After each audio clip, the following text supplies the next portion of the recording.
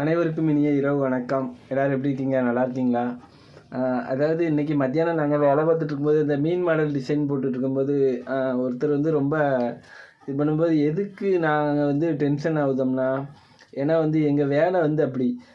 அதாவது நாங்கள் வந்து மத்தியானம் வந்து சாப்பிடல, 3 மணி ஆகிட்டு, 3:30 ஆகிட்டு, நல்ல பசியோடு நின்று அந்த மீன் மாடல் டிசைனில் வந்து இடையில வந்து நம்ம ஒரு வாஷ் பண்ணி கலரை வைக்கும்போது இடையில யாரும் பேச்சு கொடுக்கும்போது நமக்கு வந்து அந்த வாஷ் பண்ணுற இடம் வந்து காஞ்சிரும். திரும்ப இது பண்ணோம்னா அந்த டிசைனை வந்து திரும்ப அடிக்க வேண்டியிருக்கும். அதனால தான் நான் அந்த நபர்கிட்ட வந்து கோவப்பட வேண்டியதாகிட்டு. என் பக்கத்தில் உள்ள அண்ணெல்லாம் அடிச்சு போடுவார் கண்டிப்பாக. டக்குன்னு வந்து கிட்ட, அதாவது ஒரு வேலை பார்த்துட்டு இருக்கும்போது வந்து புழுன்னே முதல்ல அடிக்கக்கூடாது. அது தேவையில்லாத பழக்கம். இதெல்லாம் வந்து நிறைய பேருக்கு தெரிய மாட்டேங்குது. அவனை என்னன்னு கேளு அப்படின்னாரு. அதுக்கு பிறகு தான் நான் 2 குடு கொடுத்து விட்டு அவனை அனுப்பி விட்டேன். ஒரு படம் வரையினாலும் சரி, எழுதும் போதுனாலும் சரி, ரோட்டில் யார் போனீங்கன்னா பாருங்கள், சரியா? பார்த்து ரசிங்க.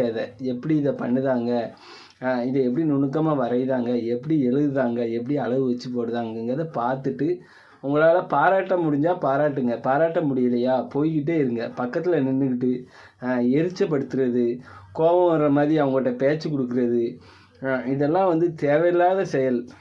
இதெல்லாம் வந்து எனக்கு சுத்தமாக பிடிக்காது. ஆரம்பத்துலேருந்து இப்பவும் எனக்கும் பிடிக்காது, என் கூட வேலை பார்க்குற யாருக்குமே பிடிக்காது. அதாவது நல்ல பழக்கங்களை பழகுங்க முதல்ல, சரியா? பசியோடு வேலை பார்த்துட்டு இருந்தோம்.